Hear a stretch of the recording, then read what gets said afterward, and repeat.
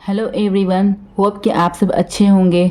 तो चलिए अब हम ये चैप्टर स्टार्ट करते हैं। चैप्टर नंबर 16 जिसका नेम है पैरेललोग्राम्स। ठीक है, तो इसे हम लोग कॉपी में समझते हैं वन बाय वन। ठीक है, पैरेललोग्राम्स के कई तरह के टाइप्स होते हैं। ठीक है, क्वाड्रिलेटरल से पैरेललोग्राम्स आया।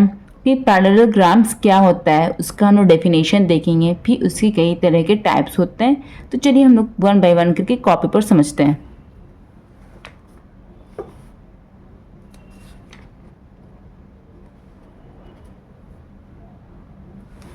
सबसे पहले हम लोग पढ़ा था पिछले चैप्टर में पॉलीगन। पॉलीगन के बाद नेक्स्ट चैप्टर में पढ़ा हम लोग पॉलीगन। पहले हम लोग पढ़ा था पॉलीगन से हम लोग आया क्वाड्रिलेटरल। ठीक है, क्वाड्रिलेटरल का भी एक चैप्टर था। ठीक है, तो इसके बाद हम लोग नेक्स्ट चैप्टर में आए हैं पैरेललोग्राम। ठीक है, तो पैरेललोग्राम ये है, तो ये एक तरह का क्वाड्रिलेटरल है। ठीक है, और किस तरह का क्वाड्रिलेटरल है, इसकी क्या शर्त है, तो इस पर हम लोग डिस्कस करेंगे।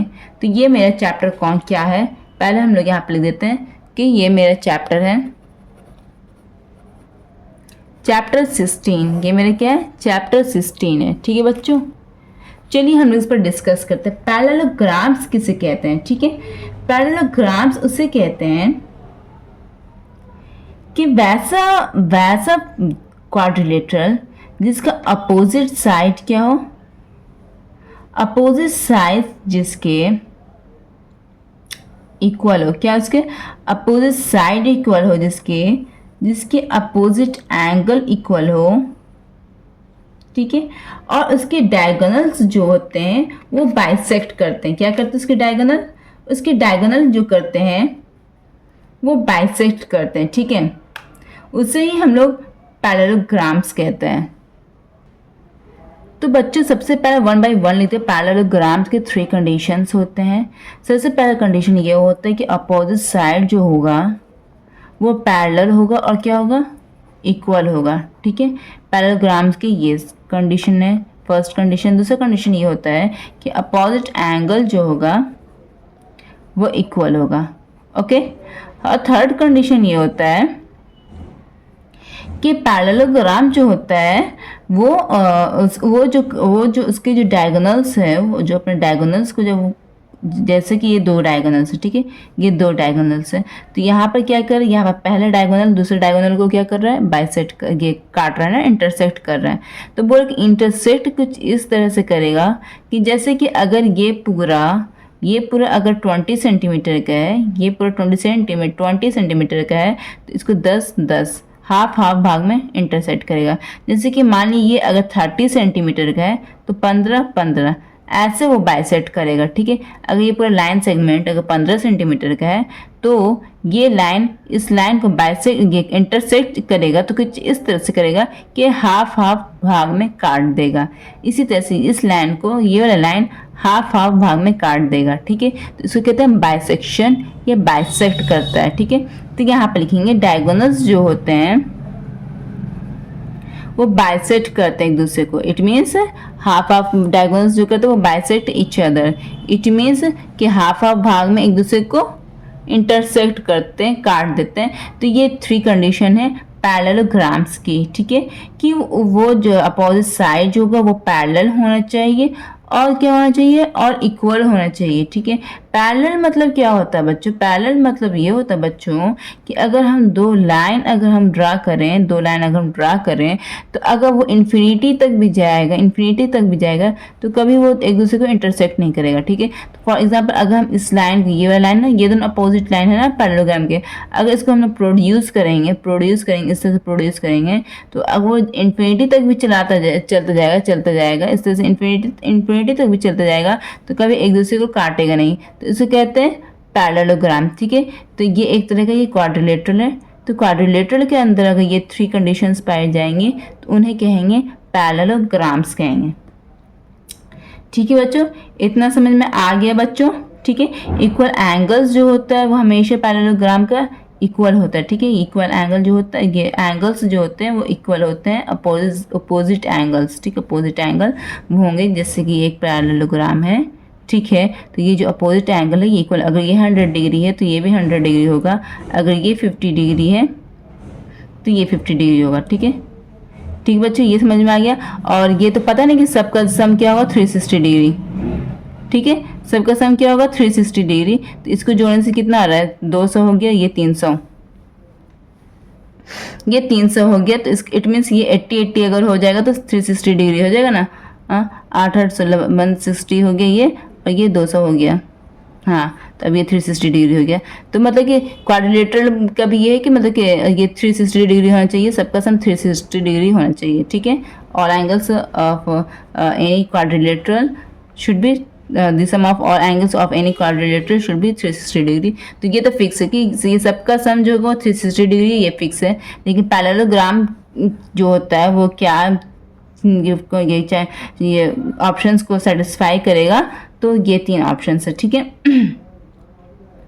कि सबसे पहला कैटेगरी क्या है यहाँ पे कि अपोजिट साइड जो होता है वो पैरेलल होता है और इक्वल होता है। अपोजिट साइड पैरेलल और इक्वल होता है, और अपोजिट एंगल इक्वल होगा, अपोजिट एंगल इक्वल होगा। एंड फिर नेक्स्ट यहाँ पर कैटेगरी है कि जो बाइसेक्ट करेगा एक दूसरे को, वो क्या करेगा, वो जो डायगोनल्स है वो एक दूसरे को बाइसेक्ट करेगा। ठीक है, थर्ड यहाँ पर कैटेगरी ये है इसकी। तो ये मेरा पैरेललोग्राम हो गया। ठीक है, तो इस तरह के फिगर को हम क्या कहेंगे, इस तरह के फिगर को हम क्या कहेंगे, इस तरह के फिगर को कहेंगे हम पैरेललोग्राम। ठीक है, अब हम नेक्स्ट फिगर की तरफ आते हैं। ये फिगर हो गया पॉइंट नंबर 1। ठीक है, ये मेरा पैरेललोग्राम है। ठीक है, अब हम नेक्स्ट फिगर की तरफ आते हैं। नेक्स्ट फिगर में ये है, ठीक है, कि अगर इसमें जो है कि ये ज़रूरी नहीं है कि इसमें ये वाला साइड और ये वाला साइड इक्वल नहीं होता। ठीक है, अगर ये 10 सेंटीमीटर है तो ये 5 सेंटीमीटर रहेगा। ठीक, भले ये 10 सेंटीमीटर हो जाएगा क्योंकि आमने सामने का है, अपोजिट साइड है तो ये भी 10 सेंटीमीटर हो जाएगा, ये 5 है तो ये भी 5 हो जाएगा, बट ये दोनों इक्वल नहीं होगा। अगर ऐसा कंडीशन आ जाए कि अगर एडजेसेंट साइड इक्वल हो जाए, क्या हो जाए, एडजेसेंट साइड इक्वल हो जाए। इस तरह से देखिए, जैसे कि इस फिगर में देखिए, ये एक पैरेललोग्राम है। ठीक है, ये लाइन सेगमेंट, ये साइड अपोजिट साइड पैरेलल और इक्वल है, ये भी पैरेलल और इक्वल है, और अपोजिट एंगल भी इसमें इक्वल है मान लिया मैंने, और डायगोनल जो एक दूसरे को कट करता है, ये डायगोनल एक दूसरे को कट करता है। ठीक है, तो जैसे कि इसको ABCD मान लिया, तो बट इसमें हम कहते हैं, इसमें हम ये कह रहे हैं कि ये दोनों तो इक्वल है लेकिन ये इसके भी इक्वल है। AB is equal to CD तो है, but AB is also equal to BC। ठीक है, तो अगर इट मीन्स ये चारों लाइन इक्वल है, ठीक, चारों साइड इक्वल है, तो वैसा पैरेललोग्राम जिसके चारों साइड इक्वल होते हैं इसको कहते हैं रोम्बस। इसको क्या कहते हैं, रोम्बस। रोम्बस में क्या आता है कि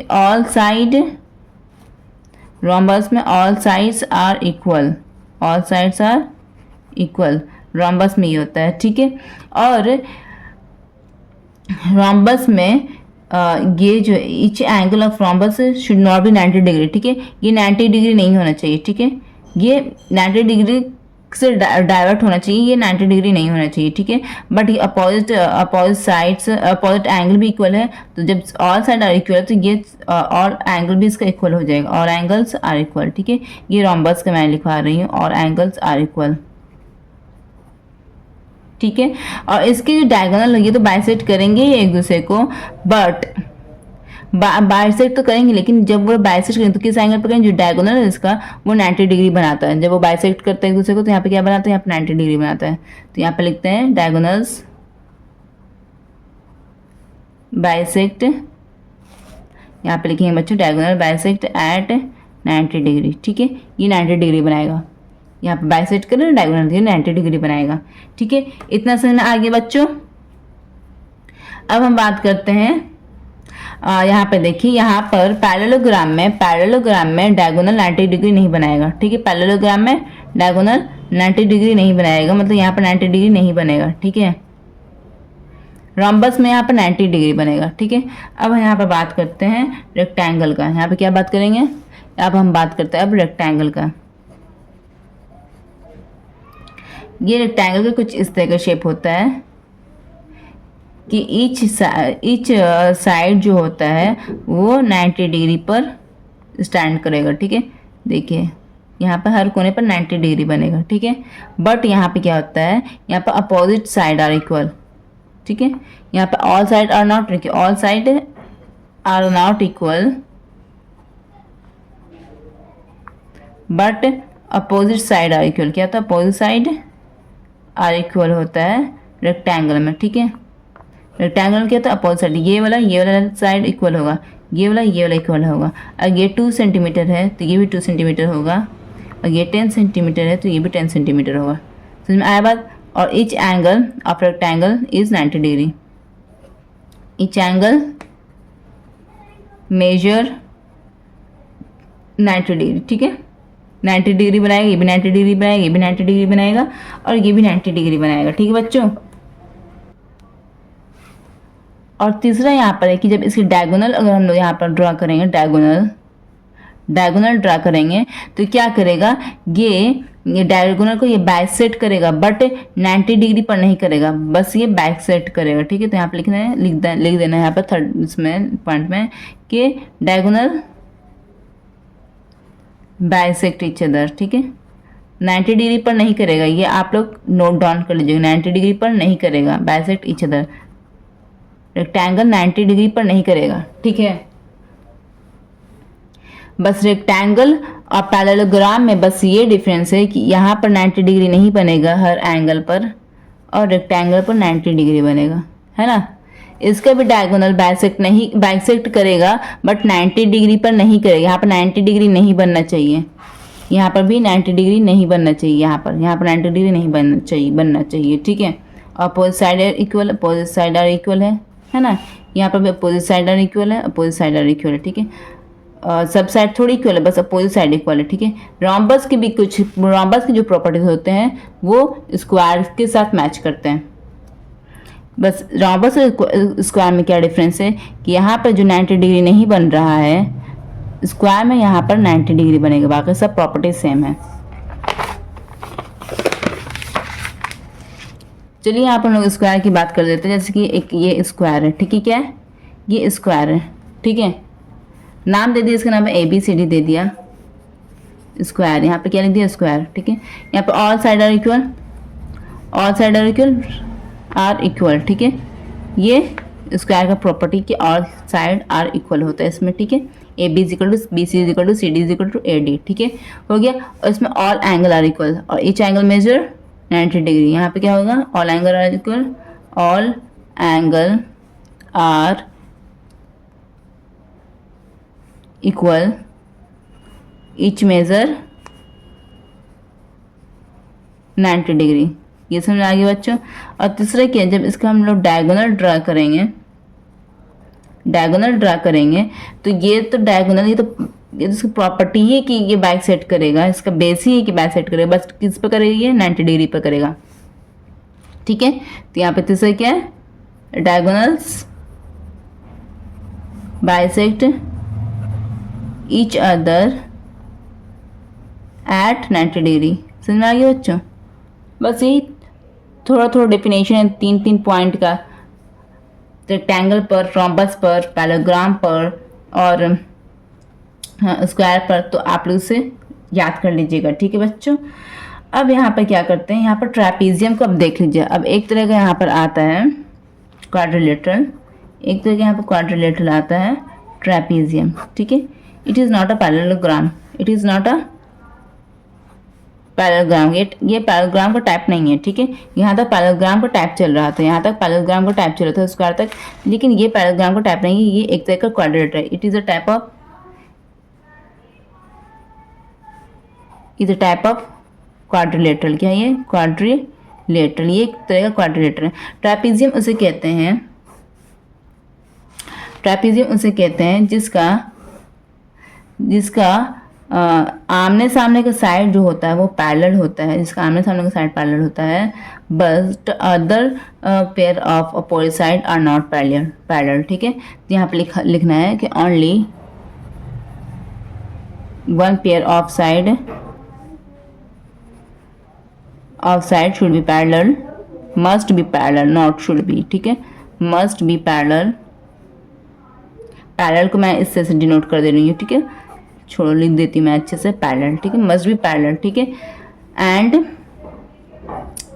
other opposite side and other opposite side should not be parallel, ठीक है, शुड नॉट बी पैरेलल। तो इसी को कहते हैं यहाँ पर ट्रैपेजियम, ठीक है। और इसका ज़रूरी नहीं कि ये चार साइड्स का बराबर हो, इस तरह कोई कंडीशन नहीं है, ये एक तरह का क्वाड्रिलेटरल है, वो पैरेललोग्राम का कंडीशन था, ठीक है। अब हम नेक्स्ट चलते हैं यहाँ पर। अब आपकी बुक में काइट का भी डिफिनेशन दिया हुआ है, तो वो भी मैं समझा देती हूँ। काइट किसको कहते हैं? Kite is also a type of quadrilateral, kite is also a type of quadrilateral, but इसमें क्या होता है, इसमें होता है कि इसका जो two adjacent side must be equal होना चाहिए, ठीक है, two adjacent side must be equal होना चाहिए। और ये दोनों, हाँ, ये इसके एडजेसेंट साइड इक्वल होना चाहिए, ठीक है, ये दोनों इक्वल होना चाहिए और ये दोनों इक्वल होना चाहिए, ठीक है। तो इस तरह से समझिए, जैसे इसको मैं तीन मरतबा कर दिए, तो ये दोनों इक्वल होना चाहिए एडजेसेंट साइड, और ये दोनों इक्वल होना चाहिए, एडजेसेंट साइड इक्वल होना चाहिए, ठीक है। इसको कहते हैं काइट, इस तरह को कहते हैं। एडजेसेंट साइड का ए बी और ए डी, ये दोनों एडजेसेंट साइड है, ये इक्वल होना चाहिए, और बी सी और सी डी ये दोनों इक्वल होना चाहिए, ठीक है। और ये एक तरह का क्वाड्रिलेटरल है, it is not a parallelogram. चलिए, अब इतना हम प्रॉपर्टीज डिस्कस कर लिए, अब हम क्वेश्चन पर आते हैं। क्वेश्चन क्या कह रहा है? एक्सरसाइज 16A का क्वेश्चन कह रहा है कि ABCD is a parallelogram in which angle A is equal to 110 degree, find a measure of each of angles, angle B, angle C and angle D, ठीक है। सो कॉपी में ड्रा करते हैं। एक्सरसाइज 16A का मैं यहाँ पर बना रही हूँ, ठीक है, लिख दिया मैंने। चलिए कॉपी में ड्रा करते हैं। कहता है कि ABCD is a parallelogram draw कर देते हैं। ये एक तरह का पैरेललोग्राम हो गया ना, ये एक तरह का पैरेललोग्राम। इसमें क्या है, ABCD मैंने मेंशन कर दिया, ABCD कर दिया मेंशन। और इसमें कह रहा है कि एंगल A जो है वो 110 डिग्री है। कह रहे कि एंगल B फाइंड करो, एंगल C फाइंड करो, एंगल D फाइंड करो। तो ऑब्वियसली बच्चों इतना तो हमको पता है कि पैरेललोग्राम की प्रॉपर्टी क्या है। पैरेललोग्राम की प्रॉपर्टी होती है कि अपोजिट एंगल आर इक्वल। तो angle A is equal to angle C, यहाँ पे लिखिएगा, सॉल्यूशन में आप लिखिएगा, ठीक है, क्वेश्चन नंबर 1 करके, कि angle A is equal to angle C is equal to क्या हो, ये दोनों इक्वल है, तो अगर ये 110 डिग्री तो ये क्या हो जाएगा 110 डिग्री, ठीक है। यहाँ पर रीज़न लिखिए, रीज़न क्या यहाँ पर होगा कि opposite angle are equal. Reason क्या होगा, अपोजिट एंगल आर इक्वल, ठीक है, ये रीज़न है। अब नेक्स्ट क्या करना, हमको ये दोनों फाइंड करना है, ठीक है, ये दोनों फाइंड करना है। तो हमको ये दोनों नहीं पता है, ठीक है, मान लिया, और ये दोनों इक्वल होना चाहिए, ठीक है, ये दोनों क्या होना चाहिए, इक्वल, क्योंकि अपोजिट एंगल्स इक्वल होते हैं पैरेललोग्राम को। तो अगर हम इसको मान लिया x, इसको भी हम मान लिया x, अगर ये x होगा तो ये भी x होगा, ठीक है।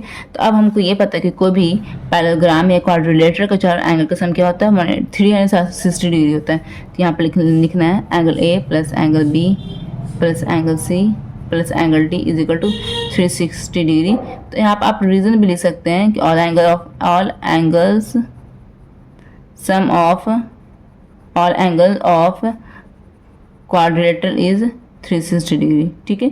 इस तरह से यहाँ पर रीज़न आप लिख सकते हैं किनारे में, ठीक है। तो एंगल A मेरा क्या है 110, एंगल B क्या है नहीं पता है, तो यहाँ पर हम क्या माना था x, है ना, तो x। एंगल C क्या है, यहाँ पर निकाला था 110 डिग्री, प्लस एंगल D क्या है, ये इसके अपोजिट है तो इक्वल हो जाएगा, तो x is equal to 360 degree, ठीक है बच्चों। तो ये x क्या हो जाएगा 2x, ये दोनों जुट कर क्या हो जाएगा 220 हो जाएगा, ठीक है, बीच में प्लस का निशान है, इज इक्वल टू 360, ठीक है। ये उधर चला जाएगा, नंबर वाला पार्टी उधर चला जाएगा, तो 2x is equal to 360 minus 220 is equal to क्या हो जाएगा बच्चों, इज इक्वल टू यहाँ पर हो जाएगा 0 में से 0 गया, 6 में से 2 गया 4, 3 में से 2 गया 1, 140, ठीक है। फिर x क्या हो जाएगा, ये नीचे चला जाएगा ना, 2 इसके साथ मल्टीप्लाई में अटैच है, तो इस घर में आएगा तो ये डिवाइड में आ जाएगा, आ गया, तो कटेगा तो क्या हो जाएगा 70, है ना। तो x is equal to 70 degree, it means ये 70 डिग्री हो गया मेरा, तो ये भी मेरा क्या हो जाएगा 70 डिग्री। तो यहाँ पर लिख देना कि angle B is equal to angle D is equal to 70 degree, यही आपका आंसर हो गया। एंगल B भी फाइंड हो गया, एंगल D भी फाइंड हो गया, एंगल A भी फाइंड हो गया, है ना, और एंगल C भी फाइंड हो गया, ठीक है बच्चों, यही आपका आंसर हो गया। आप बुक में मिला लीजिएगा। ठीक है। तो यहाँ पर आप इस तरह से लिख सकते हैं, angle A is equal to 110 degree, angle B is equal to 70 degree,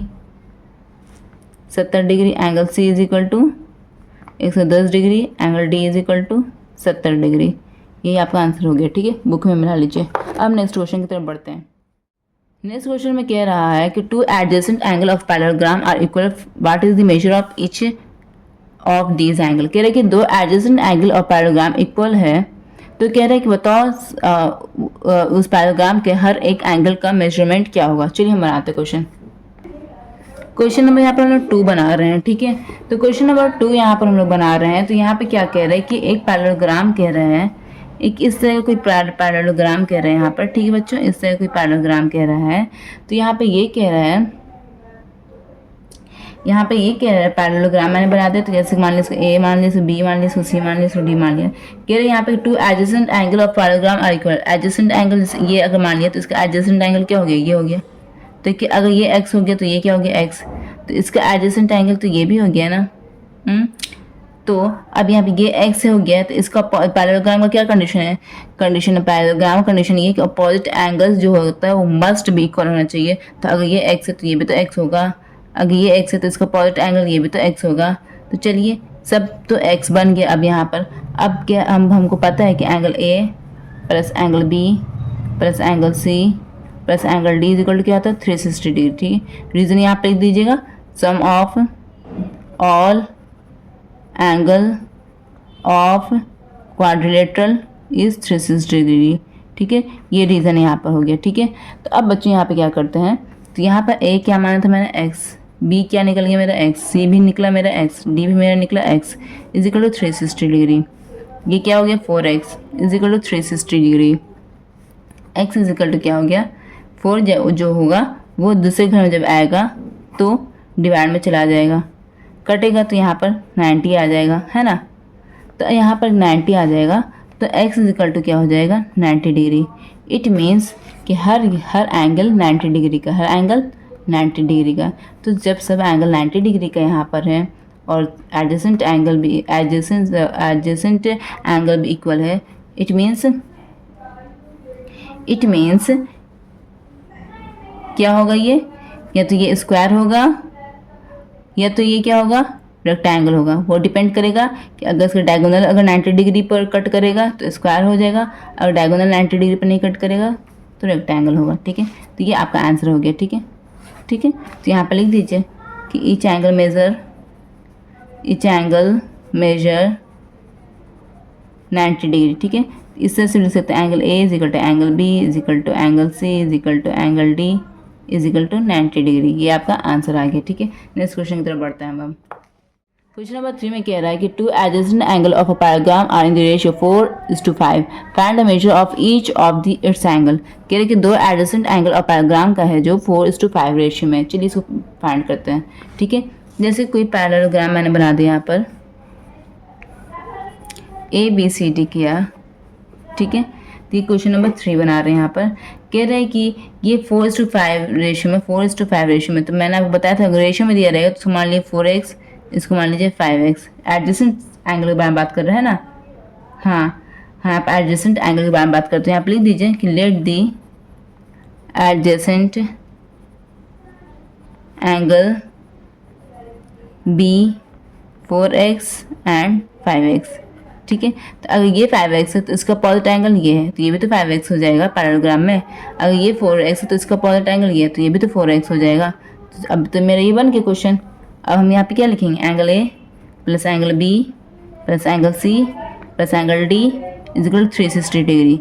angle A क्या है मेरा 4x प्लस बी क्या है 5x, सी क्या है मेरा 4x, डी क्या है मेरा 5x is equal to 360 degree, ठीक है। अब सबको जोड़ दीजिए, 5 5 10 14 18 x हो गया मेरा यहाँ पर, हो गया ना बच्चों, is equal to 360 degree. x is equal to क्या हो जाएगा, ये 18 कहाँ चला जाएगा, डिवाइड में चला जाएगा। 18 को काटिए, 18 टू द 36 0। तो x यहाँ पे क्या आ जाएगा, मेरा x आ जाएगा 20 डिग्री, ठीक है। तो यहाँ पर क्या फाइंड करना है, यहाँ पर फाइंड करना एंगल a है ना। तो यहाँ पे लिखे, यहाँ पर बच्चों यहाँ पे लिखे एंगल a। मेरा क्या था 4x था ना यहाँ पर, तो 4x मतलब 4 × x, is equal to 4 multiply x का वैल्यू क्या है 20 इज इक्वल टू 80 हो गया। एंगल बी क्या है मेरा, एंगल बी मेरा है 5x है ना, is equal to 5 multiply x is equal to 5 multiply x का वैल्यू क्या है मेरा 20 इज इक्वल टू 100। तो एंगल ए जब 80 डिग्री है, एंगल ए जब 80 डिग्री आ गया तो एंगल सी क्या हो जाएगा 80 डिग्री। तो लिख दीजिए यहाँ पर एंगल सी ऑल्सो 80 डिग्री, और यहाँ पर एंगल बी जब मेरा यहाँ पर 100 डिग्री है तो यहाँ पर एंगल डी ई भी 100 डिग्री हो जाएगा। तो यहाँ पर लिख दीजिए angle D is also 100 degree. यही आपका आंसर हो गया। आप बुक में मिला लीजिएगा अपने। अब हम नेक्स्ट क्वेश्चन की तरफ बढ़ते हैं। क्वेश्चन नंबर 4 में देखिए बच्चों, क्वेश्चन नंबर 4 में क्या कह रहा है, क्वेश्चन नंबर 4 में कह रहा है कि two adjacent angle of a parallelogram are 3x - 4 and 3x + 16, find the value of x, hence the measure of each of its angle. कह रहा है यहाँ पर x का वैल्यू निकालो और हर एंगल का भी मेजरमेंट निकालो। ठीक है, ये दोनों एडजेसेंट एंगल दिया हुआ है, बिल्कुल क्वेश्चन नंबर 3 की तरह बनेगा। चलिए हम लोग स्टार्ट करते हैं कॉपी में। ये क्वेश्चन नंबर 4 हो गया मेरा। ठीक है बच्चों, तो हम एक तरह का पैरेललोग्राम ऐसे बना दिया। ठीक है, ये एक तरह का पैरेललोग्राम बना दिए मैंने, बना दिए मेरे पैरेललोग्राम। ये दोनों पैरेलल है, ये दोनों पैरेलल है। ठीक है, बना दिया। अब यहाँ पे ये कह रहा है ये ABCD है, ये ABCD। ठीक है, यहाँ पे क्या कह रहा है, दो एडजेसेंट एंगल का दिया हुआ मेजरमेंट। ये इसको मान लिया 3x - 4। ठीक है, इसका एडजेसेंट B, इसका मान लिया 3x + 16। ठीक है, 3x + 16। अगर ये 3x + 16 है तो इसका अपोजिट एंगल कौन है, एंगल D। ये भी तो 3x + 16 हो जाएगा ना। अगर ये 3x - 4 तो ये भी तो 3x - 4 हो जाएगा, क्योंकि ये तो अपोजिट एंगल है। अपोजिट एंगल हमारे पैरेललोग्राम का इक्वल होता है। तो चलिए हम लोग बनाते हैं angle A + angle B + angle C + angle D is equal to 360 degree. A का क्या है मेरा वैल्यू 3x - 4, बी का वैल्यू क्या है मेरा 3x + 16, सी का वैल्यू क्या है मेरा 3x - 4, डी का वैल्यू क्या है मेरा 3x + 16 is equal to 360 degree. X x x x वाला पार्टी को जोड़ दीजिए, ये 3 6 9 12 12x हो गया यहाँ पर। अब क्या है यहाँ पर 4 माइनस वाला को ऐड कीजिए, -4 क्या हो जाएगा -8 + 16 क्या हो जाएगा 32 इज इक्वल टू 360। ठीक है, 12x, ये माइनस है ये प्लस है, घट जाएगा, दोनों घटेगा तो क्या हो जाएगा 24 हो जाएगा ना। तो अब यहाँ पे क्या बड़ा का साइन क्या है प्लस, तो यहाँ पर प्लस कर देंगे। ठीक है, अब यहाँ पे क्या कर दीजिए इज इक्वल टू 360। अब ये नंबर वाला है, ये RHS में चला जाएगा, ये वेरिएबल वाला यहीं रहेगा। 360 ये उधर चला जाएगा तो -24 हो जाएगा।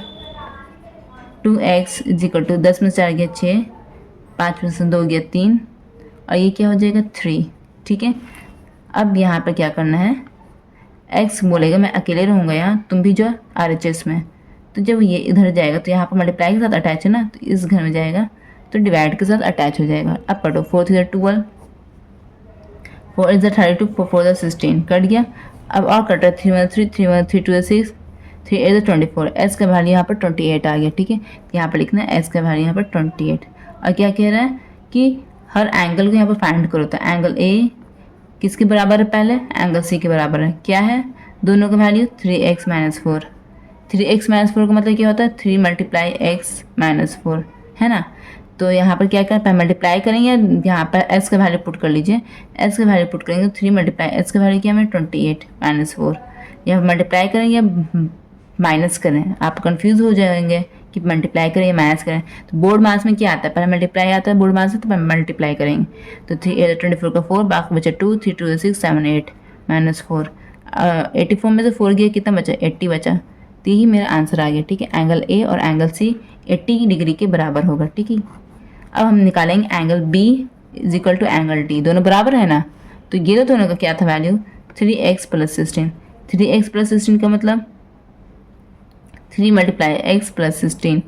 अब अकॉर्डिंगली वैल्यू पुट कर देंगे, 3 × s का वैल्यू क्या निकला यहाँ पर मेरा 28 + 16। ठीक है, पहले मल्टीप्लाई करें या ऐड करें, बताइए बच्चों। बोर्ड मास में पहले मल्टीप्लाई आता है या एडिशन आता है, पहले मल्टीप्लाई आता है, तो पहले मल्टीप्लाई करेंगे। 3 8 × 24 का 2, 3 2 6 7 8 + 16, दोनों को ऐड कर दिया तो क्या आ जाएगा 100। ठीक है, ये मेरा आंसर आ गया। ठीक है, एंगल ए भी 80 डिग्री, एंगल सी भी 80 डिग्री, एंगल बी भी 100, एंगल डी भी 100। ये मेरा आंसर आ गया, बुक में मिला लीजिएगा आप लोग। ठीक है बच्चों, अब हम नेक्स्ट क्वेश्चन की तरफ बढ़ते हैं। क्वेश्चन नंबर 5 में क्या करें, the sum of two opposite angle of a parallelogram is 130 degree, find the measure of each of its angle. ठीक है, तो यहाँ पे कह रहे हैं कि दो अपोजिट एंगल ऑफ पैरेललोग्राम का 130 डिग्री है, तो मेजर कर रहा है कि हर एंगल का मेजरमेंट निकालिए। क्वेश्चन नंबर हम लोग 5 बनाते हैं कॉपी में। ठीक है, चलिए यहाँ पे एक पैरेललोग्राम बनाइए। सबसे पहले पैरेललोग्राम यहाँ पर ड्रा कर दीजिए। पैरेललोग्राम यहाँ पर ड्रा किया, ये ए हो गया, ये बी हो गया, ये सी हो गया, ये डी हो गया। तो यहाँ पे क्या कह रहा है क्वेश्चन में क्या कह रहा है उसको अच्छे से गौर समझिएगा। क्वेश्चन में कह रहा है, क्वेश्चन नंबर 5 में कि सम ऑफ अपोजिट, मतलब कि ये अपोजिट एंगल का सम कह रहा है वो 130 डिग्री है। इट मीन्स अगर हम लिखेंगे angle A plus angle B plus angle C plus angle D is equal to 360।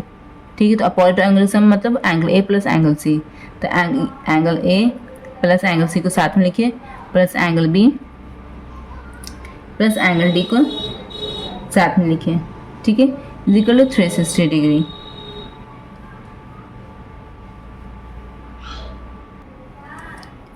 तो बच्चे यहाँ पे क्या कह रहे हैं, यहाँ पे कह रहे हैं the sum of two opposite angles of a parallelogram is 130 degree. ठीक है, मान लिया कि ये दोनों का जो सम है 130 डिग्री 30 डिग्री। ठीक है, तो 130 डिग्री का आधा क्या होगा, 130 डिग्री का आधा यहाँ पे समझिए, 130 डिग्री का आधा हो जाएगा 2 से 12 और 2 5 10 65 डिग्री। ये हम क्यों आधा निकाला, क्योंकि दोनों तो इक्वल है। अगर हम मान लें, अगर हम ऐसे लिख भी दें कि एंगल ए, यहाँ पर लिख दीजिए कि angle A plus angle C को मान लिया ये दोनों का सम 130 डिग्री है, तो एंगल ए और एंगल सी तो इक्वल है ना, इक्वल है, अपोजिट एंगल तो इक्वल होता है। तो अगर मान लिया एंगल ए, ठीक है, angle A plus angle C भी एंगल ए के बराबर, तो एंगल ए दोनों को लिख दिया इज इक्वल टू 130 डिग्री। तो 2 एंगल ए क्या हो जाएगा 130 डिग्री, तो एंगल ए क्या हो जाएगा, एंगल ए हो जाएगा 130 डिग्री बटे 2 इज इक्वल टू 2 से 12 2 5 10 65 डिग्री। समझ में आया बच्चों, ये दोनों एंगल का सम इक्वल है, ये दोनों एंगल का सम 130 डिग्री है, तो ये दोनों अगर इक्वल रहेगा तो बताओ कितना होगा, दोनों को आधा कर देंगे, उसके जोड़ उसके ये दोनों का जो सम है उसका आधा कर देंगे, तो आधा बांट दो, दोनों को सम को आधा बांट दो, तो ये लोग दोनों तो हो जाएगा ना, बिकॉज ये लोग दोनों तो इक्वल है ना, बराबर है। तो मान लो ये 65 डिग्री हो गया, ये 65 डिग्री हो गया। देखो अब दोनों को जोड़ो तो 130 डिग्री आ रहा है, बिकॉज ये लोग दोनों इक्वल है, तो इसलिए हमने उसको आधा भाग में बांट दिया। समझ में आया बच्चों, तो यहाँ पर लिखना क्या 65 डिग्री, एंगल सी क्या है मेरा 65 डिग्री, प्लस एंगल बी नहीं पता हमको और एंगल डी नहीं पता है, इज इक्वल टू 360 डिग्री। ठीक है, इसको मान लो x, इसको मान लो x, क्योंकि दोनों तो बराबर है ना, तो इसलिए अगर ये x होगा तो ये भी तो x होगा। समझ में आया बच्चों इतना, तो ये तो 130 डिग्री हो गया, प्लस क्या हो गया, प्लस x प्लस x, ठीक है, इज इक्वल टू 360 डिग्री। ठीक है, आप ये वाला स्टेप भी डायरेक्ट लिख सकते हो, लेकिन समझाने के लिए मैंने ये लिख दिया। ठीक है, तो अगर आप इस चीज़ को अगर आप गैप करना चाहते हो तो ये स्टेप भी डायरेक्ट लिख सकते हो। ठीक है, 130 प्लस x। ठीक है, समझ आ गई बच्चों। तो अब आगे क्या करना है, 130 plus 2x is equal to 360 degree, फिर 2x इधर ही रहेगा, 130 डिग्री इधर चला जाएगा, 360 माइनस 130 डिग्री। ठीक है, तो 2x इज इक्वल टू क्या हो जाएगा, 0 में से 0 गया 0, 6 में से 3 गया 3, 3 में से 1 गया 2, ये हुआ ना। अब आगे क्या करेंगे, x निकालेंगे ना, तो x इज इक्वल टू क्या हो जाएगा, 2 जो हो जाएगा RHS में जाकर डिवाइड में चला जाएगा, चला गया, 2 मतलब 2, 2 मतलब 2, 2 5 10, 115। ठीक है, 115 आ गया मेरा answer. It means angle B भी मेरा 115, एंगल डी भी मेरा 115। ठीक है, समझ में आया बच्चों। चलिए हम पीछे में लिख देते हैं क्लियर करके।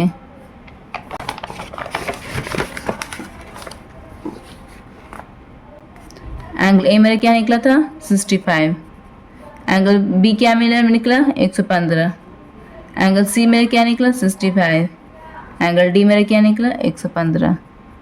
समझ में आया बच्चों इतना। चलिए अब हम नेक्स्ट क्वेश्चन की तरफ बढ़ते हैं। क्वेश्चन नंबर 6 में देखिए, क्वेश्चन नंबर 6 में क्या कह रहा है, Two sides of a parallelogram are in the ratio 5:3. If its perimeter is 64 cm, find the length of its side. ठीक है, कह रहे कि दो साइड और पैराग्राम जो है वो 5:3 रेशियो में है। कह रहे उसका पेरीमीटर 64 है तो उसका लेंथ निकालिए। ठीक है, तो सबसे पहले हम पैराग्राम बनाते हैं। ठीक, क्वेश्चन नंबर हम लोग क्या बना रहे हैं? क्वेश्चन नंबर 6 बना रहे हैं। सबसे पहले हम लोग एक पैराग्राम बना दिया, इस तरह से पैराग्राम बना दिया। ठीक है, बना दिए पैरेललोग्राम यहाँ पर हम लोग। अब यहाँ पर क्या करना है हम लोग को? यहाँ पर ये ए हो गया, ये बी हो गया, ये सी हो गया, ये डी हो गया। ठीक है, तो क्या करें कि 4:5 रेशियो के भाग में बांटा है ना। सॉरी, गलत मैंने बोल दिया। यहाँ पर 5:3 के रेशियो में बांटा है। तो 5 बड़ा है तो बड़ा वाला साइड ये है, और 3 छोटा है तो छोटे वाला साइड को 3 लिख देंगे। अब क्या बताता हम कि रेशियो अगर लग रहा है तो इसको एक्स कर दो, इसको एस कर दो। 5x 3x कर दिया। अब यहाँ पे कह रहा है कि इसका पेरीमीटर जो है वो 64 है। पेरीमीटर किसको कहते हैं? चारों साइड का सम को पेरीमीटर कहते हैं। चारों साइड के सम को पेरीमीटर कहते हैं। अगर ये 3x है तो ये भी क्या हो जाएगा? 3x, because opposite side are parallel and equal होता है ना, पैरेललोग्राम की प्रॉपर्टी। ये अगर 5x है तो ये क्या हो जाएगा? 5x। ठीक है, तो हम लोग को क्या क्वेश्चन में कह रहा है कि AB plus BC plus CD plus AD plus is equal to क्या कह रहा है? 64 कह रहा है। ये कह रहा है ना 64। पेरीमीटर क्या कह रहा है? 64। ठीक है, ए बी मेरा क्या है? मेरे यहाँ पे A B 5x, B C क्या है? 3x, सी डी क्या है? 5x, ए डी क्या है? 3x is equal to 64। चारों को जोड़ दीजिए। 5 5 10, 10 3 13, 14 15 16, 16x is equal to 64। x is equal to क्या हो जाएगा? 64 बटे 16। 16 नीचे चला जाएगा, कट गया। 16 4 64 कट गया ना 4 बार में, तो x क्या हो जाएगा मेरा? 4। ठीक है, x क्या हो जाएगा मेरा यहाँ पर? 4 हो जाएगा। ठीक है, तो क्या यहाँ पर कह रहे क्वेश्चन में कि लेंथ निकालिए। तो यहाँ पर क्या मानी थी? ए बी क्या मैंने माना था? यहाँ पे ए बी मैंने यहाँ पर माना था 5x। तो 5x का मतलब क्या होगा? 5 × x is equal to 5 × x मतलब 5 × x का वैल्यू पुट कर दीजिए 4 इज इक्वल टू 20। ठीक है, 20 सेंटीमीटर, क्योंकि बिकॉज पेरीमीटर 64 सेंटीमीटर दिया तो ये भी सेंटीमीटर लगेगा। ठीक है, तो ए बी जब 20 सेंटीमीटर हो गया, ए बी जब 20 सेंटीमीटर हो गया तो सी डी भी क्या हो जाएगा? 20 सी डी भी क्या हो जाएगा? 20 सेंटीमीटर। तो C D is also 20 centimetre. ठीक है, अब बी सी मेरा क्या है? 3x निकाल लो। B C is equal to 3x, it means 3 × x, it means 3 × x का वैल्यू क्या है? 4 इज इक्वल टू 12 सेंटीमीटर। यही आ गया ना आंसर। जब बी सी में 12 सेंटीमीटर आ गया है, जब बी सी में 12 सेंटीमीटर है तो ए डी भी तो 12 सेंटीमीटर है ना, दोनों बराबर। तो ए डी इज ऑल्सो 12 सेंटीमीटर। यही आपका आंसर आ गया, 12 सेंटीमीटर यही आपका आंसर आ गया। बुक में मिला लीजिएगा। ठीक है, अब हम नेक्स्ट क्वेश्चन की तरफ बढ़ते हैं। क्वेश्चन नंबर 7 में क्या कह रहा है? क्वेश्चन नंबर 7 में कह रहा है the perimeter of a parallelogram is 140 centimetre if one side is longer than the other by 10 centimetre, find the length of each of its side. ठीक है, तो कह एक साइड जो है वो दूसरे साइड से 10 सेंटीमीटर लंबा है, तो हर साइड का लेंथ निकालिए। चलिए बनाते हैं इसको। क्वेश्चन नंबर हम कौन सा बना रहे हैं? क्वेश्चन नंबर हम लोग अब बना रहे हैं, क्वेश्चन नंबर हम लोग बना रहे हैं अब 7। ठीक है, पैरेललोग्राम बनाइए इस तरह से। सबसे पहले अपने कॉपी में पैरेललोग्राम बनाइए। पैरेललोग्राम बना दिया, ए बी सी डी। ठीक है, पेरीमीटर क्या दिया है यहाँ पर? पेरीमीटर सबसे पहले क्या दिया? पेरीमीटर क्या दिया यहाँ पर? 140 सेंटीमीटर। कह रहे हैं कि एक साइड जो है दूसरे साइड से 10 सेंटीमीटर लंबा है। मान लिया बी सी साइड को हम मान लिया x, तो ए भी मेरा क्या हो जाएगा? x + 10। 10 सेंटीमीटर ये ज़्यादा है इससे, है ना, इससे ज़्यादा है, 10 ज़्यादा है इससे, तो अगर ये x हो जाएगा तो इसमें 10 और ऐड कर दो, इतना हो गया। तो अब तो निकल जाएगा। अगर ये x + 10 है तो सामने वाला भी क्या हो जाएगा? x + 10। अगर ये x है तो अपोजिट साइड भी क्या हो जाएगा? x हो जाएगा। ठीक है, तो A B + B C + C D + A D is equal to 140। ये तो पता है पेरीमीटर का मतलब क्या होता है? चारों साइड का सम होता है पेरीमीटर का मतलब। ए बी क्या है मेरा? x + 10, बी सी क्या है? x, सी डी क्या है मेरा? x + 10, ए डी क्या है मेरा? x is equal to 140। ठीक है, अब क्या करना है यहाँ पर? सब x को जोड़ दीजिए। 4x हो गया प्लस नंबर वाला को सब जोड़ दीजिए। 10 + 10 क्या हो जाएगा? 20 इज इक्वल टू 140। ठीक है, अब यहाँ पे क्या करना? 4x ये नंबर वाला RHS में चला जाएगा, जब RHS में जाएगा ये प्लस में है तो इधर जाएगा तो माइनस में आ जाएगा। इजिकल टू क्या हो जाएगा 0, 4 में से 2 गया 2, 120। ये 4x यहाँ पर लिखा गया, ठीक है, ये 4x लिखा गया। अब क्या करना है यहाँ पर, x बोलेगा मैं अकेले रहूँगा, 4 को बोलेगा तुम उस घर में जाओ। 4 इसके साथ मल्टीप्लाई के साथ अटैच है, जब इस घर में जाएगा तो डिवाइड में आ जाएगा। इजिकल टू जब कटेगा ये तो 30 आ जाएगा आंसर। ठीक है बच्चों, इतना समझ में आया। तो अब हम इच साइड निकालेंगे। तो ए बी किसके बराबर है, ए बी पहले देखिए, ए बी किसके बराबर है, यहाँ पर ए बी बराबर है किसके, सी डी के बराबर है। दोनों बराबर है, दोनों का क्या है यहाँ पर मेजरमेंट x+10 x+10, ठीक है। तो यहाँ पर पहले लिखिए A B is equal to C D is equal to x+10, दोनों का मेजरमेंट क्या था x+10। तो एस का वैल्यू यहाँ पे क्या निकला 30 + 10 इजिकल टू क्या हो जाता है 40 सेंटीमीटर। यही आपका आंसर आ गया, ठीक है। अब यहाँ पे देखिए बी सी जो है वो ए डी के बराबर है, तो बी सी भी x ए डी भी x। तो यहाँ पर हम लिखेंगे B C is equal to A D is equal to x, और एस का वैल्यू क्या निकला था 30। यही हो गया आंसर मेरा। आप कॉपी में बुक में मिला लीजिएगा अपने। क्वेश्चन नंबर 8 में देखिए, क्वेश्चन नंबर 8 क्या लिखा हुआ है। क्वेश्चन नंबर 8 लिखा हुआ है in the adjacent figure ABCD is a rectangle if BM and DN are perpendicular from B and D on AC prove that angle BMC is congruent to triangle DNA. Is it true that BM is equal to DN? ठीक है, कह रहे हैं यहाँ पे ABCD एक rectangle है, BM and DN जो परपेंडिकुलर है, BM ये परपेंडिकुलर किस पर, AC पर है, और DN जो परपेंडिकुलर है वह किस पर है, AC पर है। कह रहे प्रूव करो ट्रायंगल BMC ये triangle is equal to triangle DNA, ये ट्रायंगल प्रूफ करो, ठीक है। और कह रहे हैं कि क्या ये सच है कि BM is equal to DN, BM और DN बराबर होगा, ठीक है। चलिए इसको हम लोग कॉपी में सॉल्व करते हैं। तो बच्चों यहाँ पर हम लोग क्वेश्चन नंबर 8 सॉल्व कर रहे हैं, ठीक है।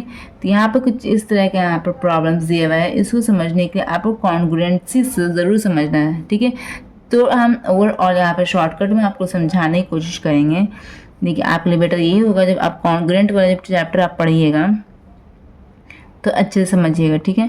तो चलिए हम इसको बनाते हैं। यहाँ पर पहले इस फिगर को अच्छे से बनाते हैं। यहाँ पर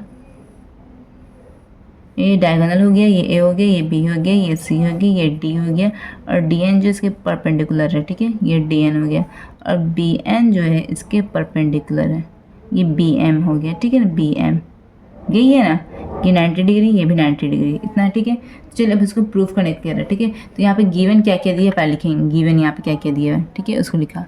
गिवन यहाँ पे क्या क्या, ABCD is a rectangle, ABCD is a rectangle, given ये है। और गिवन और क्या कह रहा है क्वेश्चन में, गिवन इतना है, और गिवन ये भी कह रहा है क्वेश्चन में कि BM कह रहे हैं यहाँ पर क्वेश्चन में इस तरह से लिखते हैं, इस तरह से लिखते हैं कि angle BMC is equal to angle DNA is equal to 90 degree, 90 perpendicular मतलब 90 डिग्री बना रहा है, ठीक है। तो ये 90 डिग्री है, ठीक है, हो गया ये।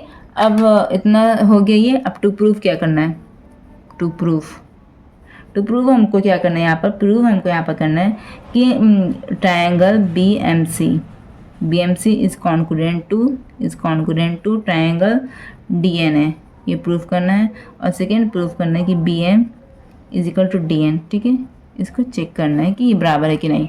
चलिए इसको हम बनाते हैं। तो सबसे पहले हम लोग यहाँ पे ये देखें कुछ प्रॉपर्टीज़ का यहाँ पे यूज़ होगा, लाइन्स की प्रॉपर्टीज़ का यूज़ होगा।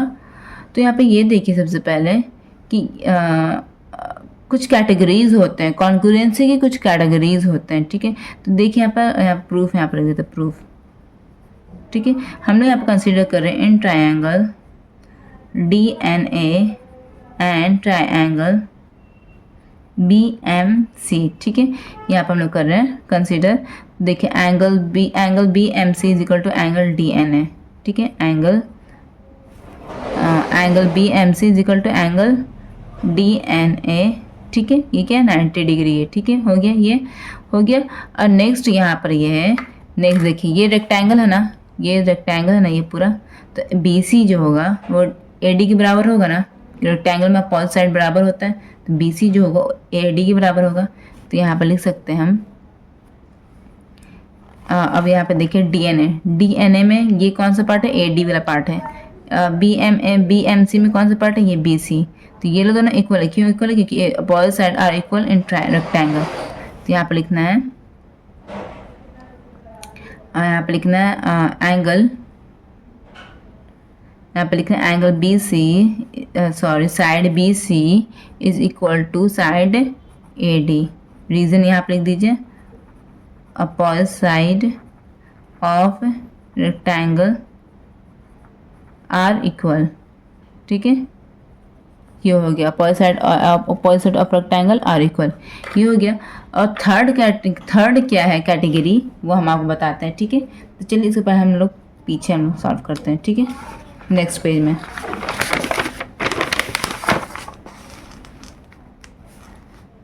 फिगर मैं फिर से आप लोगों को समझाने के लिए बना दे रही हूँ। आप लोग दोबारा फिगर मत बनाइएगा, जस्ट फॉर आप लोगों को समझाने के लिए बना रही हूँ। ठीक है, ये हो गया मेरा डायगोनल, ये परपेंडिकुलर हो गया और ये भी परपेंडिकुलर हो गया। तो यहाँ पे हम किस किस ट्रायंगल के बीच में कंसीडर करते हैं, in triangle BMC and triangle DNA. ठीक है, एक चीज़ देखिएगा, हम लोग जो भी पार्ट लिखेंगे ट्रायंगल के, तो ट्रायंगल बीएमसी के सारे पार्ट हम लोग इसके सामने लिखेंगे, ट्रायंगल डीएनए के सारे पार्ट्स हम लोग इस साइड लिखेंगे। तो हम लोग क्या ये प्रूफ किया था अभी कि angle BMC is equal to angle DNA. क्यों है ये 90 डिग्री, इससे दोनों इक्वल है। रीजन यहाँ पे लिख देना ब्रैकेट में। दूसरा क्या है कि B C is equal to A D, B C is equal to side B C is equal to side A D. ये क्यों है, क्योंकि अपोजिट साइड आर इक्वल। ठीक है, और नेक्स्ट क्या है मेरा, अपोजिट साइड आर इक्वल। और नेक्स्ट क्या है यहाँ पर, ये देखिए ये पैरेलल भी तो ये साइड, क्योंकि रेक्टेंगल इज ऑल्सो पैरेललोग्राम, तो ये दोनों पैरेलल भी तो होगा। ये 90 डिग्री, ये आगे जितना भी जाएगा थोड़ी ये इंटरसेक्ट करेगा, नहीं करेगा, ये पैरेलल भी ये तो है। तो जब ये इस तरह से देखिए, अगर हम इस तरह समझाएंगे, ये अगर पैरेलल दो लाइन्स है और अगर एक ट्रांसवर्सल खींचा जाए, उसको कहते हैं ट्रांसवर्सल। ठीक है, जो दोनों लाइन को कट करें, खींचा जाए, तो ये एंगल जो होता है ये एंगल के बराबर होता है। ठीक है, इसको कहते हैं अल्टरनेट इंटीरियर एंगल। तो इसी तरह से यहाँ पर अगर देखें, इसी तरह अगर इसको हम अगर प्रोसीड करें, इसको अगर हम इस तरह से प्रोसीड करें, तो ये एक तरह का ट्रांसवर्सल हो गया। ये लाइन देखिए, line A C the transversal. ठीक है, तो यहाँ पर लिख दो कि B C parallel A D. ठीक है, B C parallel A D. तो यहाँ पर हो गया B C and A C is transversal. ठीक है, ट्रांसवर्सल किसे कहते हैं, जो दो पैरेलल लाइन को काट दे। ठीक है, तो यहाँ पर देखो, यहाँ पर एंगल, ये वाला एंगल और ये वाला एंगल, ये वाला एंगल और ये वाला एंगल इक्वल हो जाएगा ना अल्टरनेट इंटीरियर एंगल से। अल्टरनेट इंटीरियर एंगल से ये इक्वल, जैसे कि हम यहाँ पर बना लें। ठीक है, यहाँ पे फिगर बना दो, गौर समझो, इस तरह से प्रोसीड करो, इस तरह से प्रोसीड करो, इस तरह से प्रोसीड करो, इस तरह से प्रोसीड करो। और ये ट्रांसवर्सल है, ये ट्रांसवर्सल है। ठीक है, तो ये वाला angle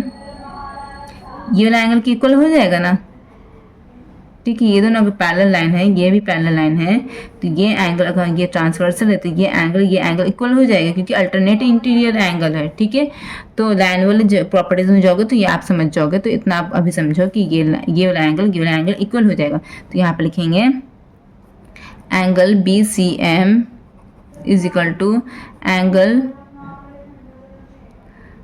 B C M is equal to angle की क्या हो जाएगा, एंगल डी ए एन। क्यों होगा, रीजन अल्टरनेट इंटीरियर एंगल। ठीक है, ये हो गया। तो इस तरह से by angle side property criteria, angle side criteria triangle BCM is congruent to triangle DAN। समझ में आया बच्चों, by ASA criteria angle side criteria triangle BCM is congruent to triangle DAN। ठीक है, तो इसको किस तरह से अरेंज करना है, तो सबसे पहले ये देखिए एंगल C और एंगल A इसमें बराबर, हाँ एंगल C और एंगल A बराबर है। ठीक है, तो इसलिए इन लोग दोनों का पोजीशन बीच में रहेगा। इन लोग जो बराबर रहेगा वो लोग दोनों का पोजीशन हमेशा सेम पोजीशन रहेगा। ठीक है, देखो देखो यहाँ पर एंगल C और एंगल A बराबर था, तो ये दोनों को सेंटर पर रखा। तो यहाँ पे देखो एंगल C और एंगल A बराबर है ना इसमें, तो ये दोनों को सेंटर पर रखा। ठीक है, दोनों को सेंटर, इसको लिखने का तरीका बता, दोनों को सेंटर पर रखा। ठीक है, अब यहाँ पर देखो BC मेरा ये BC है और AD साइड बराबर है ना, तो इसलिए BC और AD को इस तरह से लिखा। ठीक है, अब यहाँ पर देखिए यहाँ पर एंगल M और एंगल N 90 डिग्री, ये दोनों भी बराबर है। तो एंगल M और एंगल N, ये जो पॉइंट M पॉइंट N को हम लोग लास्ट में डिनोट किया। तो इस तरह से ये लोग दोनों कॉन्ग्रुएंट है। जब कॉन्ग्रुएंट हो जाएगा तो क्या हमको और प्रूफ करने के लिए कह रहा था, हमको क्वेश्चन में और प्रूफ करने के लिए कह रहा था कि यहाँ पर प्रूफ करने के कहता है कि BM is equal to DN। हाँ ये भी बराबर रहेगा कि BM is equal to DN। ये देखो ये शुरू का है B, तो यहाँ पर लिख दिया B शुरू का, यहाँ पर भी शुरू में D है, यहाँ पर लिख दिया, लास्ट में M है तो यहाँ पर M लिख दिया, लास्ट में N है तो यहाँ पर लिख दिया। तो it means BM is equal to DN। ठीक है, it means BM is equal to DN हो जाएगा। ठीक है, इसी तरह से हम CM is equal to AN भी लिख सकते हैं।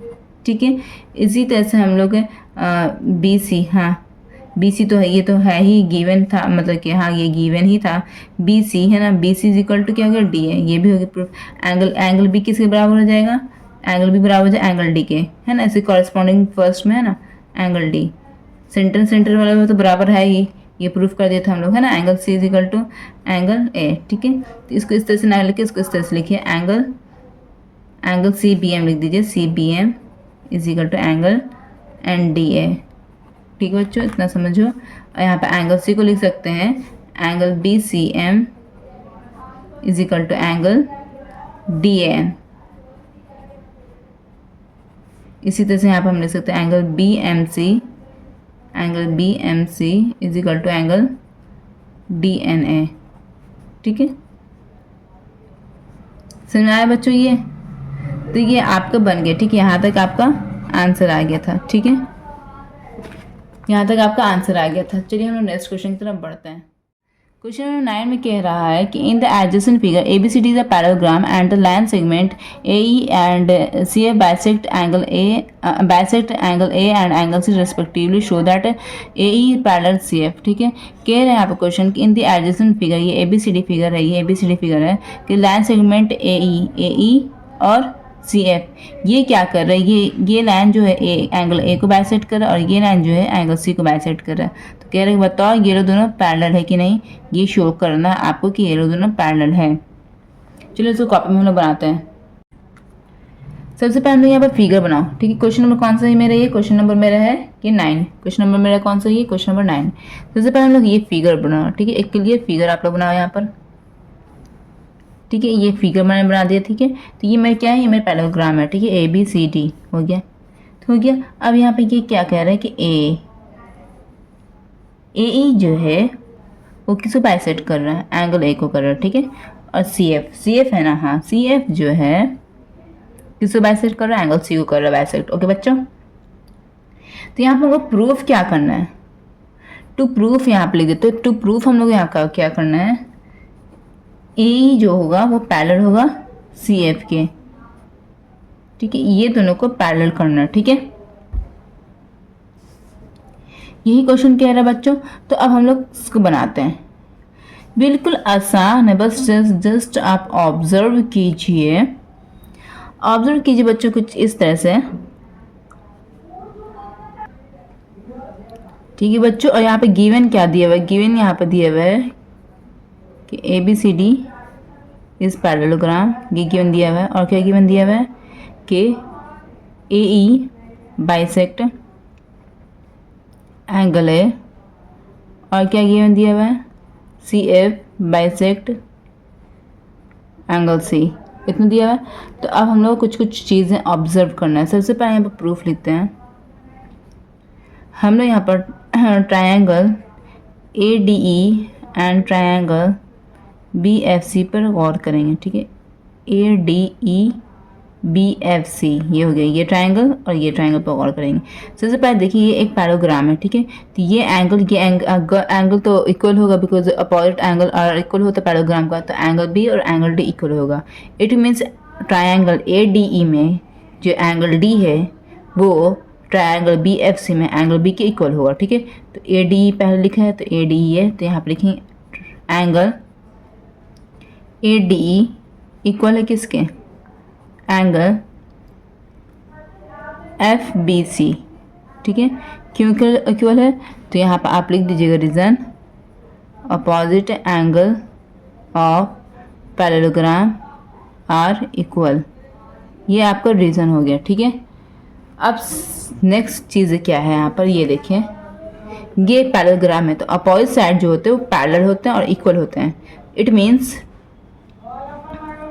Side B C A D के इक्वल है और पैरेलल भी ए डी के इक्वल है, side B C A D के इक्वल है। तो यहाँ पर लिखिएगा आप कि ट्रायंगल ए डी ई में ये जो साइड है इसका वो ट्रायंगल बी एफ सी में इस साइड के बराबर है। तो यहाँ पर लिखिए आप, यहाँ पर आप लिखना ए डी बराबर बी सी, क्यों बी क्यों, यहाँ पर लिखना reason, opposite side are equal, ठीक है, इन पैरेललोग्राम, ठीक है, हो गया ये। अब नेक्स्ट चीज़ क्या है, नेक्स्ट चीज़ ये है कि अब आप फिगर में गौर कीजिए, ए जो क्या कर रहा है वो एंगल ए को बाइसेक्ट कर रहा है, ठीक है। तो और हमको ये पता है कि एंगल ए जो है एंगल सी के बराबर है, ठीक है। एंगल ए एंगल सी के बराबर है क्योंकि पैरेललोग्राम है।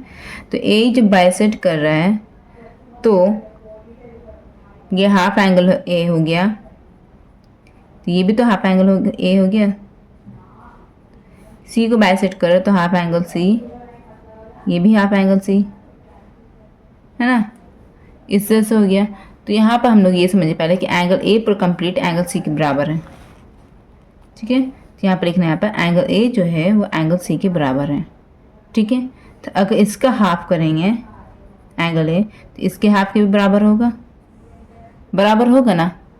तो यहाँ पर इसमें देखिए, अब यहाँ पर इन ट्रायंगल ए डी में एंगल डी ए ई ये वाला एंगल के बराबर हो जाएगा ट्रायंगल बी एफ सी में, है ना, ये एंगल के बराबर हो जाएगा। तो अकॉर्डिंगली लिख दीजिए एंगल डी ए ई, यहाँ पर लिखिए angle D A E is equal to angle B C F, ठीक है। तो ये रीज़न दे दीजिएगा यहाँ पर, ये रीज़न है, ठीक है, ये रीज़न इसका। तो अब यहाँ पे देखिए ये साइड बराबर, ये एंगल बराबर, एंड ये एंगल बराबर। तो angle side angle property criteria लिखोगे यहाँ पर आप लोग, बाय ए से angle side angle criteria triangle DAE is congruent to triangle BCF, ठीक बच्चों, ये दोनों ट्रायंगल बराबर हो गए, ठीक है। अब यहाँ पे ये देखना है इसको किस तरह से इसको अरेंज करके लिखा जाता है। यहाँ पे जो कॉन्ग्रुएंसी में है ना, इसको अरेंज करके लिखा जाता है। कैसे, देखिए यहाँ पर डी, एंगल डी किसके बराबर, एंगल बी के, तो इसलिए डी और बी को पहले लिखा साथ साथ, है ना।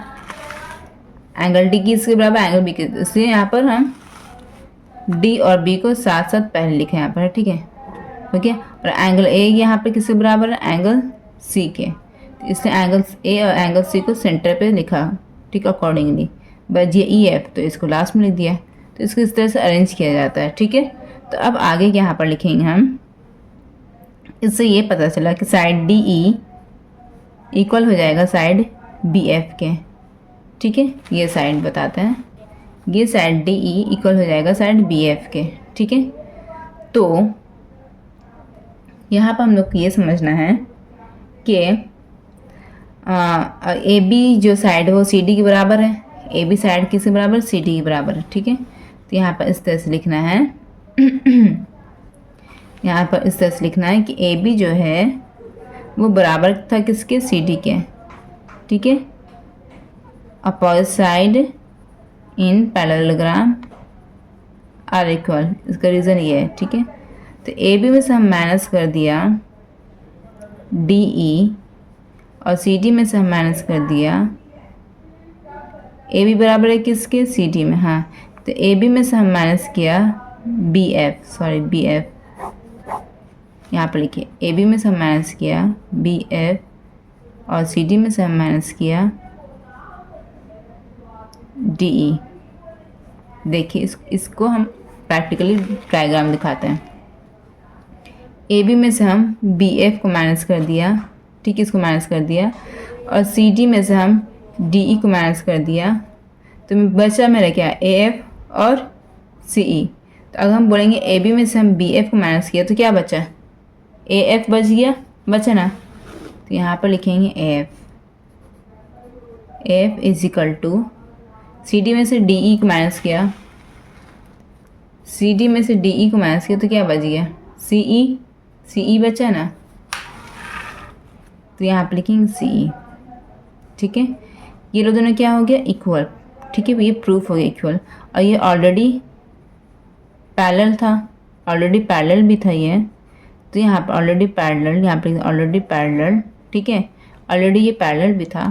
तो इट मीन्स कि ए एफ और ई सी ई इक्वल भी है और A F C E parallel भी है। तो पैरेललोग्राम की प्रॉपर्टीज है ए ई एंड एफ सी भी पैरेलल हो जाएगा, ठीक है। ये प्रूव्ड हो गया कि अगर एक जोड़ा, एक पेयर ऑफ लाइन पैरेललोग्राम का पैरेलल रहेगा तो दूसरा पेयर, एक पेयर ऑफ पैरेललोग्राम का पैरेलल रहेगा तो दूसरा pair of parallelogram automatically parallel हो जाएगा। तो ये आपका प्रूफ बन गया, ठीक है।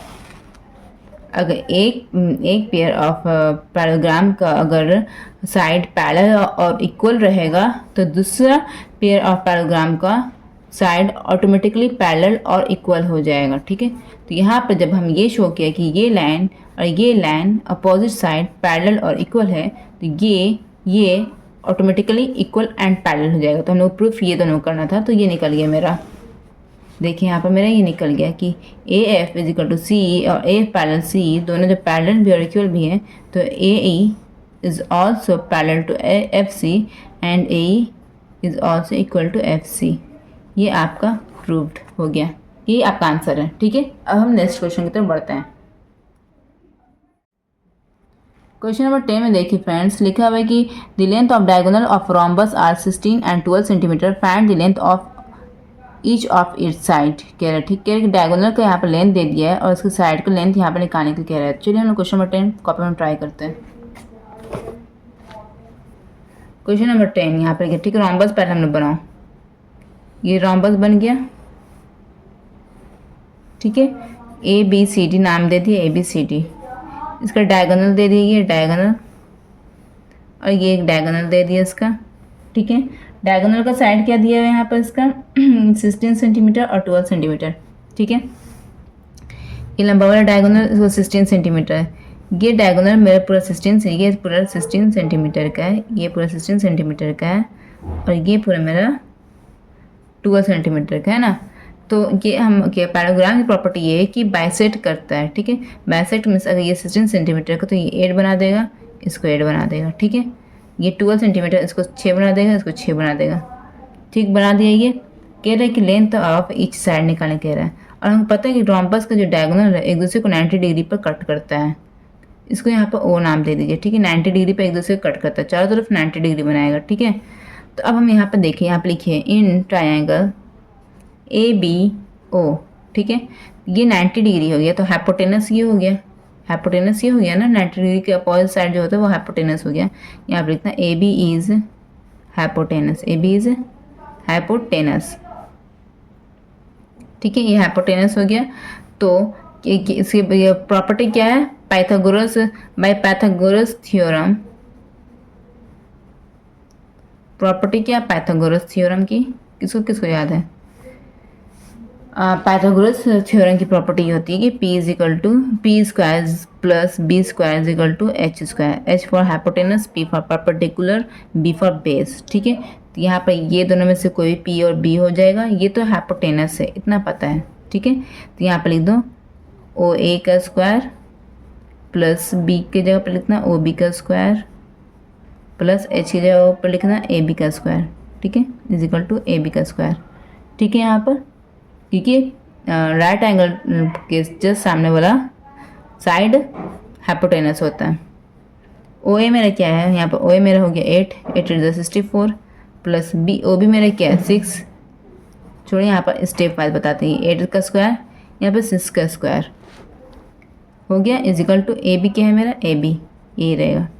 ठीक है, 8 का स्क्वायर 64 हो जाता है, 6 का स्क्वायर हो जाता है 36 is equal to A B का स्क्वायर। तो 64 प्लस 36 क्या हो जाएगा 100 हो जाएगा ना, is equal to A B का स्क्वायर। ठीक है, तो ए बी का स्क्वायर इज इक्वल टू क्या हो गया मेरा यहाँ पर 100। तो ए बी में से जब स्क्वायर हटेगा, ए बी में से जब स्क्वायर हटता है, एक तरफ से जब स्क्वायर हटता है तो दूसरी तरफ रूट लग जाता है। ठीक है, तो 100 का स्क्वायर क्या हो जाएगा मेरा, 100 का स्क्वायर रूट क्या हो जाएगा 10। A B is equal to मेरा क्या आ गया 10 सेंटीमीटर आ गया। ठीक है, और ये क्वेश्चन में कह रहा है कि ये रोम्बस है, तो रोम्बस के चारों साइड जो होते हैं वो बराबर होते हैं। अगर ये 10 सेंटीमीटर आया तो ये भी 10 सेंटीमीटर आएगा, ये भी 10 सेंटीमीटर और ये भी 10 सेंटीमीटर आएगा। तो यहाँ पर लिख दो hence A B C D is a rhombus, therefore A B is equal to B C is equal to C D is equal to A D is equal to 10 centimetre. यही आपका answer आ गया बच्चों। ठीक है, अब हम next question की तरफ बढ़ते हैं। क्वेश्चन नंबर 11 में क्या कह रहा है, क्वेश्चन नंबर 11 में कह रहा है in the given figure A B C D square find the measure of angle C A D. ये क्वेश्चन में कह रहा है ये A B C D square है, मेजरमेंट मांग रहा है एंगल सी ए डी इसका मेजरमेंट मांग रहा है। ठीक है, चलिए अब हम लोग इसको बनाते हैं क्वेश्चन। ठीक है,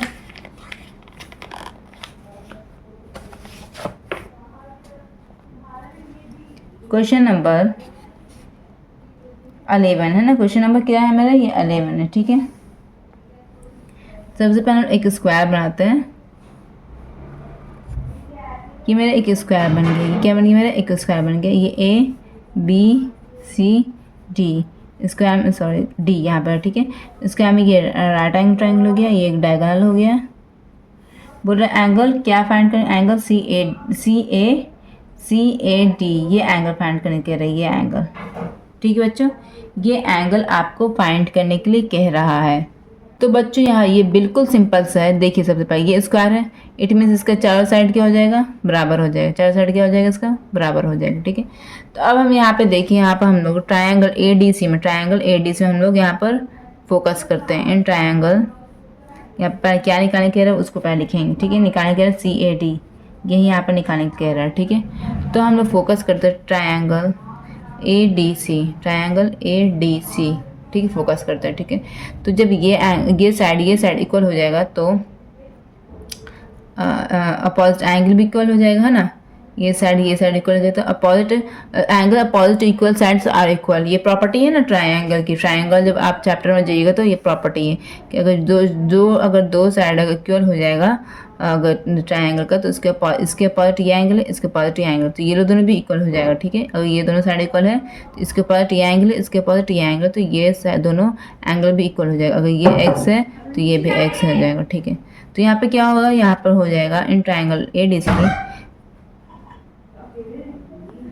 तो यहाँ पर हो जाएगा एंगल, लिखोगे यहाँ पर कि angle D A C plus angle A C D plus angle D is equal to 180 degree. ठीक है, तो डी ए सी यहाँ पे क्या था मेरा एक्स था, plus angle A C D मेरा क्या है एक्स है, प्लस एंगल डी मेरा क्या है 90 डिग्री है, ये 90 डिग्री है ना, इज इक्वल टू 180 डिग्री हो गया। ठीक है, 2x ये हो गया plus 90 degree is equal to 180 degree.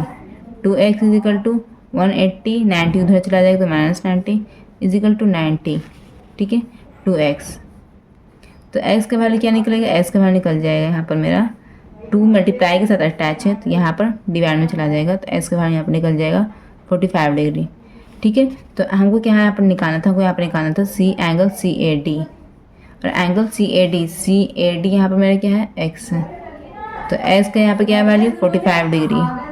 तो यहाँ पे क्या होगी बच्चों, एक एंगल सी ए डी मैंने क्या माना था, एक्स माना था ना, एंगल सी ए डी मैंने यहाँ पर एक्स माना था, तो यहाँ पे एस का वैल्यू निकल गया है 45 डिग्री, तो एंगल सी ए डी क्या हो जाएगा यहाँ पे x is equal to 45 degree, यही आपका आंसर आ गया। ठीक है, अब नेक्स्ट क्वेश्चन की तरफ बढ़ते हैं।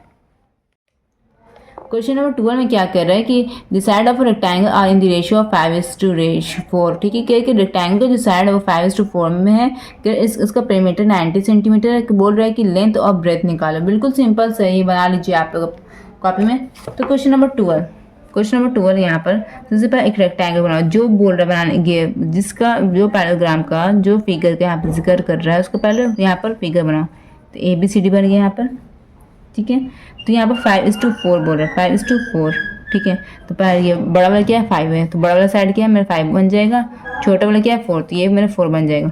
क्या बताया था आपको, रेशियो में जब रहेगा तो यहाँ पर x अटैच कर दीजिएगा। ठीक है, तो अब यहाँ पे क्या करना है, यहाँ पे इसका पेरीमीटर कह रहा है 90 सेंटीमीटर। क्या कह रहा है इसका पेरीमीटर 90 सेंटीमीटर, पेरीमीटर यहाँ पे क्या कह रहा है, पेरीमीटर यहाँ पे 90 सेंटीमीटर। ठीक है, तो यहाँ पे पेरीमीटर मतलब क्या होता है, चारों साइड का जोड़, तो इस it means AB plus BC plus CD plus AD is equal to क्या हो जाएगा यहाँ पर 90 सेंटीमीटर। ठीक है, तो यहाँ पे AB मेरा क्या है, AB मेरा 5x है। ठीक है, तो अगर ये रेक्टेंगल, तो अगर ये 5x होगा तो ये भी 5x हो जाएगा, अगर ये 4x है तो ये भी 4x हो जाएगा। तो 5x, AB क्या है मेरा 5x, BC क्या है मेरा 4x, CD क्या है मेरा 5x, AD क्या है मेरा 4x is equal to 90 degree. कितना होगा, 5 5 10 14 1 18, 18x is equal to 90 degree. x is equal to क्या हो जाएगा 18, इधर डिवाइड में चला जाएगा, इज इक्वल टू 18 फायदा क्या होता है 90। ठीक है, तो s का वैल्यू क्या मेरा निकल गया 5। ठीक है, तो it means AB is equal to, AB किसके बराबर है, AB बराबर है CD के। ठीक है, तो AB is equal to CD is equal to क्या हो जाएगा 5x दिया हुआ है, तो यहाँ पर क्या हो जाएगा 5x is equal to 5 multiply x is equal to 5 multiply 5 is equal to 25 centimetre. ये आपका आंसर निकल गया बच्चों।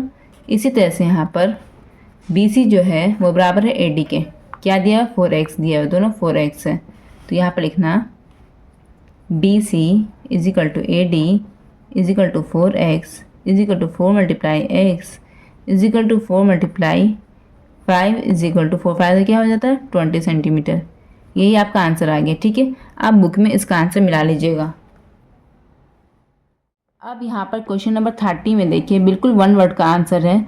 लिखा हुआ है कि name each of the following parallelograms का यहाँ पर नेम कर देता है। कुछ यहाँ पर आप लोगों को कंडीशन दिया हुआ है, लिखा diagonal are equal but adjacent side are unequal. ठीक है, यहाँ पे कह रहे हैं कि डायगोनल इक्वल है पर एडजेसेंट साइड जो होता है वो अनइक्वल है। तो बताइए इसका आंसर क्या होगा, जल्दी से क्वेश्चन बताइए इसका आंसर क्या होगा। आंसर क्या होगा, इसका आंसर होगा रेक्टेंगल, क्योंकि रेक्टेंगल जो होता है उसके साइड्स जो होते हैं एडजेसेंट साइड उसके होते हैं, ये साइड और ये साइड अनइक्वल होते हैं, ये दोनों बराबर होते हैं और ये दोनों बराबर होते हैं। एडजेसेंट साइड बराबर नहीं होते, लेकिन इसके जो डायगोनल जो होते हैं वो बराबर होते हैं। तो क्वेश्चन नंबर 13 का, क्वेश्चन नंबर 1 का आंसर क्या हो जाएगा रेक्टेंगल।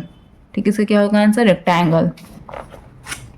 अगला क्या कह रहा है क्वेश्चन में कि diagonal are equal and adjacent side are equal. ठीक है, कह रहे हैं डायगोनल भी इक्वल होता है और एडजेसेंट साइड भी इक्वल होता है। तो इससे क्या होगा, अगर हम यहाँ पर इसके एडजेसेंट साइड भी इक्वल होंगे और डायगोनल भी इक्वल होंगे तो ये प्रॉपर्टी होती है आपकी स्क्वायर। ठीक है, कि जिसके डायगोनल भी इक्वल है और एडजेसेंट साइड भी इक्वल है, इसको क्या कहते हैं, इसको कहते हैं स्क्वायर। क्या कहते हैं इसको, स्क्वायर। ठीक है, अब अगला क्वेश्चन क्या कह रहे हैं यहाँ पर, अगला क्वेश्चन यहाँ पर कह रहे हैं diagonal are unequal and the adjacent side are equal. तो कह रहे हैं यहाँ पर डायगोनल जो होते हैं वो अनइक्वल होंगे और एडजेसेंट साइड होंगे वो इक्वल होंगे। तो बताइए इसका आंसर क्या होगा। इसका आंसर होगा बच्चों रोम्बस, बिकॉज रोम्बस में क्या होते हैं कि सभी साइड रोम्बस के बराबर होते हैं। ठीक है, बट इसके जो डायगोनल होते हैं वो अनइक्वल होते हैं, बराबर नहीं होते। ठीक है, ये क्या होगा, इसका आंसर क्या होगा क्वेश्चन नंबर 3 का। क्वेश्चन नंबर 3 का आंसर हो जाएगा रोम्बस। ठीक है बच्चों, तो इसको आप लोग याद कर लीजिएगा। अब इसके बाद फिर फोर्थ में कह रहा है, फोर्थ में यहाँ पे देखिए, फोर्थ में कह रहा है all side are equal and one angle is 60 degree, कि सभी साइड इक्वल होंगे बट एक एंगल 60 डिग्री होगा। ठीक है, तो जैसे जैसे क्वेश्चन में कह रहा है वैसे वैसे बनाओ, जैसे सभी साइड इसका इक्वल है। ठीक है, सभी साइड इसका इक्वल है बट ये 90 डिग्री नहीं कह रहा है, ये कह रहा है कि 60 डिग्री। ठीक है, एक एंगल 60 डिग्री, अगर ये 90 डिग्री होता तो ये स्क्वायर बन जाता। तो सभी साइड इसके इक्वल हैं but one angle is 60 degree, it means ये भी क्या होगा, ये भी क्या होगा मेरा रोम्बस। ठीक है बच्चों, क्वेश्चन नंबर 4। क्वेश्चन नंबर 5 देखिए, लिखा हुआ all the sides are equal and the one angle is 90 degree, के सभी साइड इक्वल हैं और वन एंगल इज 90 डिग्री। तो इसका आंसर क्या होगा बच्चों, तो इसका आंसर होता है कि सभी साइड इक्वल हैं और वन एंगल 90 डिग्री, तो इसका आंसर हो जाएगा स्क्वायर। ठीक है, अब नेक्स्ट क्वेश्चन है कि all the angles are equal and the adjacent side are unequal. बताइए इसका आंसर क्या होगा बच्चों, कि all the angles are equal but adjacent side are unequal. ठीक है, तो यहाँ पे देखिए क्वेश्चन नंबर 6, एडजेसेंट साइड जो होगा वो अनइक्वल, एक छोटा बना दो एक बड़ा बना दो। ठीक है, उसके बाद बोल रहे हैं कि एंगल जो है सब इक्वल है। ठीक है, तो ये 90 ये 90 ये 90 सब इक्वल है, इट मीन्स ये क्या हो गया, ये रेक्टेंगल हो गया। ठीक है, यहाँ पे क्वेश्चन नंबर 14 हम लोग बना रहे हैं। ठीक है, क्वेश्चन नंबर 14 के 1 में क्या कह रहा है, क्वेश्चन नंबर 14 के 1 में कह रहा है कि diagonals of a parallelogram are equal, parallelogram के डायगोनल्स जो होते हैं वो इक्वल होते हैं। ठीक है, तो इसकी बिल्कुल गलत है, बिकॉज कुछ पैरेललोग्राम के इक्वल होते हैं, कुछ पैरेललोग्राम के अनइक्वल होते हैं। ठीक है, फॉर एग्जाम्पल अगर हम देखा जाए कि अगर हम पैरेललोग्राम में अगर हम ले लिए टाइप ऑफ पैरेललोग्राम, स्क्वायर का डायगोनल इक्वल होता है बट रोम्बस का डायगोनल अनइक्वल होता है। तो इट मीन्स ये सभी के लिए सेटिस्फाइड नहीं करेगा, तो इसलिए ये फॉल्स हो गया। ठीक है, अब नेक्स्ट क्वेश्चन कह रहा है कि diagonal of rectangular are perpendicular to each other. ठीक है, कह रहे कि रेक्टेंगल का डायगोनल जो होता है वो एक दूसरे को परपेंडिकुलर बाइसेक्ट करता है। It is wrong. ठीक है, हम लोग क्या पढ़ा था ये, कि जब हम लोग रेक्टेंगुलर का डायगोनल है वो एक दूसरे को परपेंडिकुलर इंटरसेक्ट नहीं करता है, तो दूसरे वाला आंसर क्या हो जाएगा, फॉल्स। ठीक है, और तीसरा क्वेश्चन क्या है, diagonal of rhombus are equal. ठीक है, ये भी फॉल्स है। ठीक है, रोम्बस के जो होते हैं रोम्बस के जो डायगोनल होते हैं एक दूसरे को 90 डिग्री पर इंटरसेक्ट करते हैं बट ये लोग दोनों इक्वल नहीं होते हैं। तो इसलिए क्वेश्चन नंबर 3 क्या है, क्वेश्चन नंबर 3 भी आपका फॉल्स है। ठीक है, अब क्वेश्चन नंबर 4 की तरफ बढ़ते हैं। क्वेश्चन नंबर 4 में कह रहा है every rhombus is a kite. ठीक है, every rhombus is a kite कह रहा है। ठीक है, तो इट इज कह रहे कि every rhombus is a kite, but kite में क्या होता है, काइट में एडजेसेंट साइड तो इक्वल होता है but opposite side is unequal. तो यहाँ पर रोम्बस में तो ऑल साइड इक्वल होता है, तो ये भी आपका रॉन्ग हो गया, फॉल्स हो गया यहाँ पर। ठीक है, क्वेश्चन नंबर 5 देखिए, every rectangle is a square. ये कैसे पॉसिबल है कि every rectangle is a square, square में तो चारों साइड बराबर होता है, रेक्टेंगल में तो अपोजिट साइड ही से बराबर होता है, एडजेसेंट साइड थोड़ी बराबर होता है, तो ये भी आपका फॉल्स हो गया। क्वेश्चन नंबर 5 भी आपका फॉल्स। ठीक है, क्वेश्चन नंबर 6 में देखिए, every square is a parallelogram. ठीक है, तो यहाँ पे कह रहा है कि square is a type of parallelogram, ये तो हम लोग शुरू से ही पढ़ते आ रहे हैं, तो ये सही है। ठीक है, क्वेश्चन नंबर 6 क्या है, it is true. Question number 7 में आइए, every square is a rhombus. कह रहे कि हर स्क्वायर क्या है, एक रोम्बस है। ठीक है, तो ये भी सही है कि every square is a rhombus, because square के भी चारों साइड बराबर होते हैं, तो ये एक रोम्बस है। ठीक है, तो अगर क्वेश्चन कह रहा है every rectangle is a parallelogram, ये भी सही है कि every rectangle is a parallelogram होता है। तो यहाँ पे लिखा हुआ है कि एवरी पैरेललोग्राम